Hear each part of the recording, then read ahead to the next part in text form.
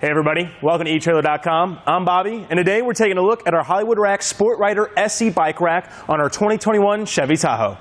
Now, right away, as you can see, this is going to be a great kind of bike rack for you if you have any fat tire bikes or especially e-bikes. The reason for that, this has an 80-pound capacity per bikes, so any of the larger bikes we have, it's going to fit great. Now, take a look here. We do have these nice ratcheting systems here. All they simply do is slide right back down on our frame contacts here. So be careful with this as well. You know, with any kind of carbon frame, of course, you're going to have a few issues here, but this nice little pad here is going to prevent any deterioration. If we look down here at these cradles, you can kind of get a closer look over on this end. We have these nice ratcheting strap systems, and all that's going to do is secure our tire to the cradle here. And taking a look at the cradle, we do have a nice wide base here that's going to fit any of our larger tires that might fit into those slots. And an extremely nice feature of this bike rack is we actually do have some tilting capabilities. Say we actually want to get in the back of our hatch, you know, if we have any coolers or any equipment that we might need or just something we forgot, all we have to do is simply remove this safety pin right here, pull this little stopper back, and gently let the bike drop down to us.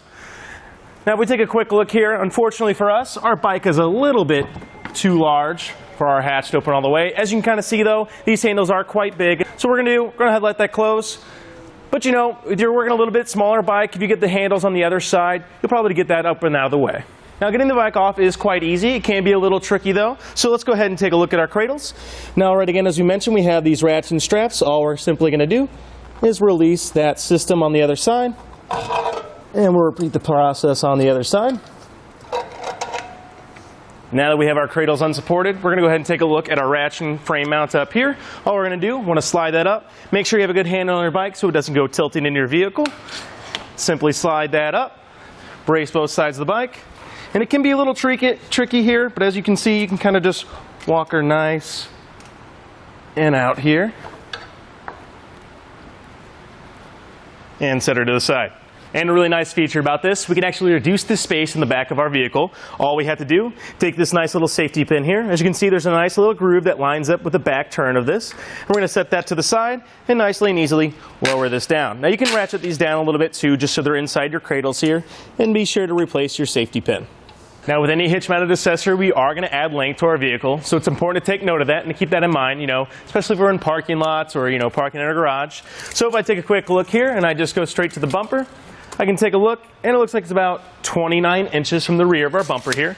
Now, that can be a little excessive. It's not too bad, definitely within the realm of working occupation. But if we go ahead and take a look down here, we can actually utilize that tilting feature once again. All we'll simply do, remove that spring clip again, take out our safety pin, remove this upper bolt here, and tilt backwards into our next locking mechanism. And you go ahead and replace that safety bolt as well, just to get it out of the way. Now we take a look here. Let's see how much inches that shaved off. Looks like we're to about 13 1/4 there, so you can kind of see we definitely lost a lot of length there, and that's going to help us, you know, once we've got the bikes right off, once we want to park our vehicle, or if we just want to pull into our garage, it's going to save us a lot of space.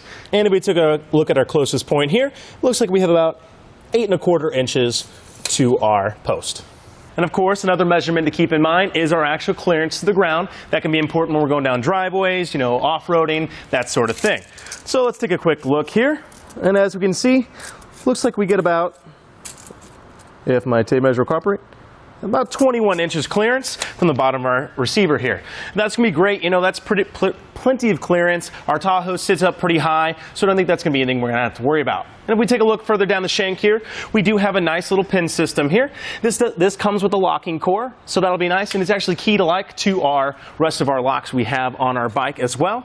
Another really cool feature of this, we have this nice anti-rattle system here, and instead of having to get in here and having, you know, those anti-rattle pins that, you know, you can always cross that and can have issues, with this can be really nice. I can just stand here, give it a quick pull around, and as we can see, it's going to reduce that rattle that we're going to have. As I see, we're moving with the frame of the vehicle, and that's really nice. That's going to reduce any kind of, you know, vibration we're going to feel, anything that the bikes are going to feel. It's going to be really useful.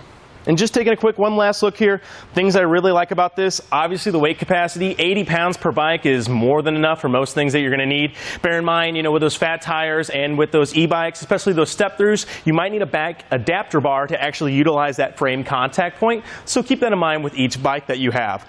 Another great thing about this, the tilting features, we see those a lot in a lot of bike racks. What's nice about this one, I love how simple it is to use. These two little stoppers here, very, very nice and simple to use. Not too much maneuvering to have to get around. And again, the anti-rattle system here, way easier than getting my hands and my knees and getting underneath my hitch. All I simply have to do is walk up right here and hand tighten it. So I think it'll do it for us for our look at our Hollywood Rack Sport Rider SE bike rack on our 2021 Chevy Tahoe.